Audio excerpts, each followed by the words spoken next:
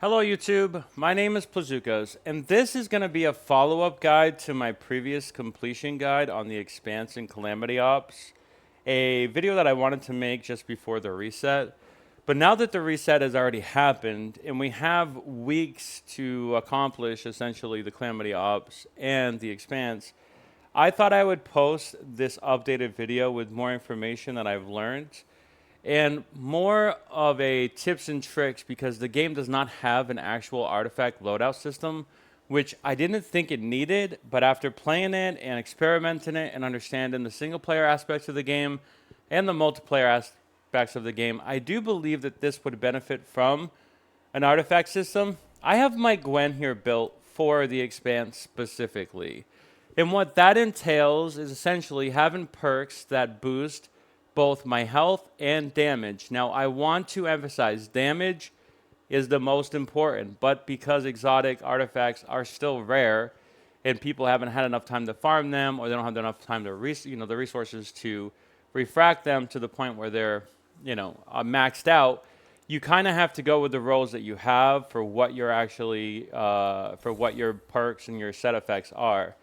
For the first one, I have Abundant Planetesimal. Casting signature abilities restores 2.5% health every second for 5 seconds, stacks 3 times. This is specifically beneficial for Gwen, who, both in Expanse and just in general, has a really fast cooldown on her signature abilities. And it's something that complements her ability for survivability in the Expanse and other content as well. Obviously, I don't really get to pick these attributes, but I do have melee damage resistance, which is extremely important, seeing how you're going to be up close and personal with your combatants. Shield boost is always good. Recovery boost is decent. And then elemental resistance can be really good depending on the actual event or modifiers. All right, here we go. The second one is Bingin Planetesimal. Dealing damage with signature abilities restores health equal to 22% of the base damage dealt. Okay, this is a huge amount of siphon that you can get from this particular set effect. And this one has health boost. Again, another melee damage resistance, getting it to 180, which is not obviously fully, but very close. Barrier bonus and shield bonus. You need to cap each 10. Each 10 gets you all the way to the next notch, so 200 would get you maxed out here specifically. These two right here are really elevating my power level, and they're doing a lot for my survivability, and the actual set effects are really good, and they synergize well with Gwen. These don't really need to change for any of the different encounters, whether it be Calamity Ops or the Expanse or the new Morgan's Hunt. However, these other two, these 3 and 4, they do need to change.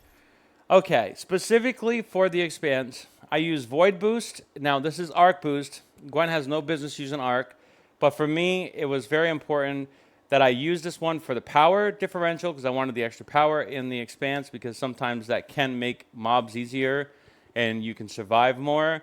And I also wanted just to have it closer to me being able to output damage. But the reason why is because the Void Boost and the Weapon Enhancement were really good on this particular artifact set, Predator Evolution. Gaining damage resistance triggers offense, defense, integration, deal plus 3% damage for 6 seconds, stacked 5 times. Now, you might be like, well, how are you going to gain damage resistance on certain different kits? Well, you can gain it from the melee one. So I do think that specifically this artifact synergizes well with things that have high melee damage resistance or other damage resistance in these first 2 perks. So just so you know, it doesn't have to be the kit itself. It can be the artifact that artificially gives you that resistance, which will then give you an additional stack of damage. Is this best in slot for her? Probably not. Again, you'd want something like a signature ability deals, you get more percentages for damage. But at the same time, this is not a bad option, especially when you have weapon enhancement, which is the most important perk attribute in the Expanse, period. Void Boost helps her specifically in the Expanse, especially in that section, because it is void-based, because she is void-based. All of her weapons that we use, Concerto, Eternal Retribution, and her abilities are all void boosts. So this is not a bad option for her specifically. And then last, but certainly not least, is the Ring of Vengeance. This has Super Boost, Signature Boost, Weapon Enhancement, Void Boost. Again, these two were priority for me weapon enhancement is the most priority ever for someone like Gwen, who wants to do damage, and for the Expanse, because you need that damage to actually apply to the enemies and get them out quick, so you can hopefully get a fast clear time on your Expanse. Taking hits while protected by an overshield grants 2.5 damage bonus for 6 seconds. Stacks 10 times. I have not tested this thoroughly, but I do think that just having one and it not going away, or having it break, obviously, and then coming back would actually essentially have this. So the more hits you take, up to 10, okay, you can get up to 25% extra damage boost while people are attacking you. And this also synergizes with melee damage resistance. This synergizes with the damage resistance because you're getting all those resistances while they're trying to hurt you. And then when you actually do get your overshield busted, you've already procced this 25%. And this really does ramp you up as far as damage. I really do think that this combination of artifacts is really good with Gwen. I was able to clear the Expanse, and I'm an old gamer, so I'm not exactly fast and have the best reflexes and know all of her kit specifically and how to use it. And I'm also a controller player. Under 10 minutes, but I was like 14 seconds off of 9. If I keep on practicing, I'm going to be 9. I might not get to the 7 mark, but I'm going to get close. And I do think that is a good benchmark for means and testing for this specific build. Okay, here's where the difference is, or the need for loadouts is important. The Expanse is one single activity that you cannot have a fire team for. Obviously, you have the Chaos, but that's no longer a challenge. It's more just for farming, and it's just time-consuming and a grind. But the Expanse is single-player content, and then also you have the Legendary campaigns, which are single-player campaigns, essentially. But you can obviously enable a character borrowing for one of them. Apparently, they might have enabled it for all of them now. I'm not really sure. Last week, you're only able to do one, but maybe it's not locked anymore. Yeah, see, it's kind of weird. Some are locked, others are open, so take your pick. But at the same time, they at least allow you one time to enable a character. Oh, that's the one I did enable right here, is this one. They do allow you to enable one character per week, so you do get that multiplayer aspect. But outside of that, you are going to be mostly single player here. The thing is, this doesn't really require you to have an optimal build to complete under time. If you're struggling, sure, optimize that build to get under these every week, because these do reset every single week, and they're extremely valuable. Definitely get in there. Outside of that, there is no other single player campaign or single player aspects. So my recommendation is every 2 weeks when the Expanse comes out, there's going to be a 6-hour gap between this and the Calamity Ops, which is the premium multiplayer experience in the game where you have a fire team of 3. Is for you to literally go back to your multiplayer build and go to your single player build for that day. And then you switch back after you've gotten a score that you really like for the Expanse, all the way up until like the last 2 or 3 days of it. And then you can switch back and kind of, grind it out for any more additional time trials and stuff that you need. Because here's where I think people are going to find an issue both in the raid and the gauntlets and in Calamity Ops, and why we're probably falling behind in some aspects. Because there are 2 builds in this game, one for the Expanse and one for things that are multiplayer. And multiplayer is the predominant thing in the game, but Expanse is extremely important as well. So we have to build for Calamity Ops. We have to build for Morrigan's Hunt. We have to build for the Gauntlet Eclipse. We have to build for these things that can help maximize our potential. Now, there are things that are going to limit us from being able to use our attribute scores or our specific perks or attributes and stuff like that in fair play. If that's the case, then this matters less, okay, like in Gauntlet Eclipse. But at the same time, it's always good to optimize these builds, because even if they're not there, if they are there and they do apply, at least you'll have that option, okay? And so there's 2 specific attributes that we're looking for when we're dealing with multiplayer content, which are the 2 we're not looking for when we're doing single-player content. Vulnerability bonus and damage bonus boost are all these attributes that really do synergize with the fire team. And if every one of the fire team has those, I promise you, you're going to see the same kind of increase that you would get with weapon enhancement and void boost and all these other ability strengths and signature boosts and all these things that you see in the Expanse alternatively. Okay? Now, ideally, you would have damage bonus boost, vulnerability boost, weapon enhancement, and then whatever else you want in that third and fourth slot. That would be your best roll, period. All right? Let's see if we can find that. And it may not even be beneficial to get a set effect that actually synergizes if we can find those specific attributes because of how much extra synergy we're going to have with our fire team. This has damage bonus boost, void boost, ability strength, and signature boost. Not a bad thing. Casting ability grants 18% damage bonus for 10 seconds. Okay, that's not bad. This one has weapon, but none of the other two. This one has weapon, but none of the other two. So far, this one's in top contention if there's nothing else.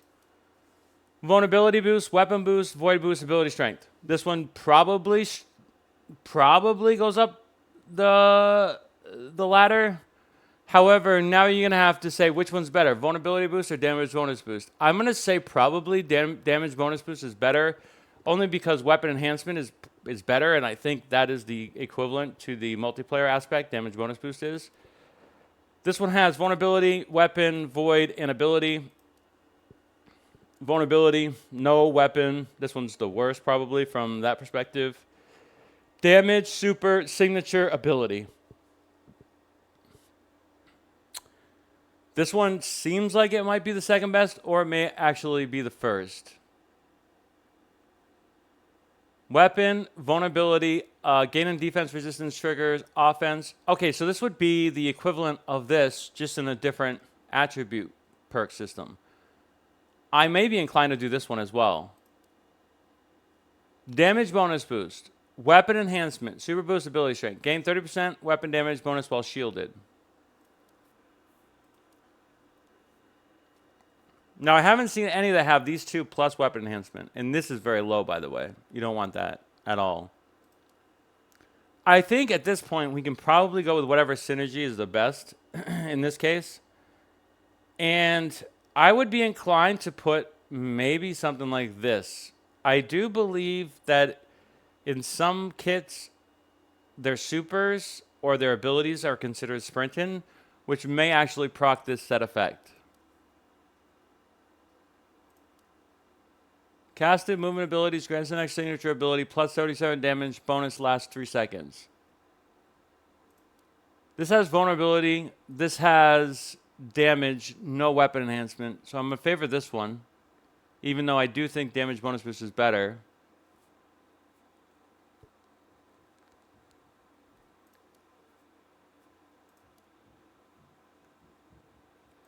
I'm leaning towards this. Although this one looks pretty good as well.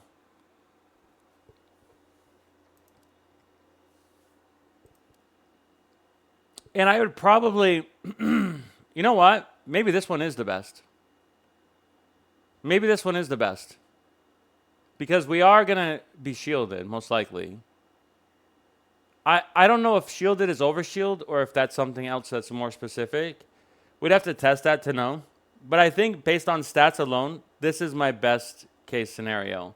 We're going to take less power ultimately, but I do think it synergizes well with multiplayer. And then last but certainly not least is this, is the fourth selection here. And we're looking for the same basic attributes or perks.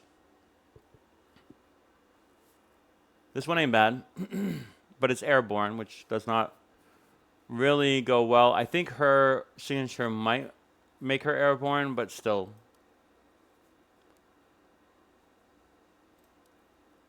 Okay, we have a weapon enhancement. We have a damage bonus boost. We have a solar boost, which does not synergize well, but we have a huge amount of ability strength. This is casting her signature abilities while stationary, grants plus 36% weapon damage bonus for 6 seconds. I don't think this synergizes well with Gwen specifically because she doesn't really stay stationary. Unless it would proc it as it, and it's kind of like not intended. Weapon, ability, vulnerability, and void. This one's really close.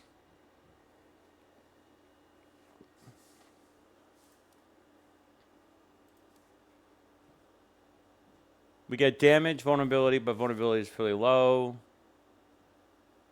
And that's about it. I would say that our best options probably is this one, this one. See, the problem is we're losing that extra damage bonus boost, which we would get here at a pretty high amount. We are getting a dead stat of Solder. I'm inclined to do this and then somehow boost this number up as much as I can. But the weapon enhancement is maxed here. And this still does apply in multiplayer. But you want these added bonuses. This is definitely not ideal. But I do think that it reaches the threshold of the perk 5 thing as well. 1460 to 1440. I think what I have, this is probably the best outcome. Now, you want to potentially, get these to be even better. You want this damage bonus boost to be at least, at 7, 8, 180, 200. You want weapon enhancement to be at the same thing. You really do want vulnerability to be there if you can. That's the min-max of this whole thing. But I wanted to make this complimentary guide, and this is specific to Gwen. Obviously, it's going to be different for each different person. So with Ikora, I would probably, that one that had airborne, I would use that for her because she does like to be airborne more. So, these are what I recommend in the game once you're going to switch from single player to multiplayer. And I do think there should be some loadouts inside the game so that people can switch back between the two different modes with ease and not have to do, this every single 2 weeks or more. My name is Bazookas. Thanks for watching. See you next time. Bye for now.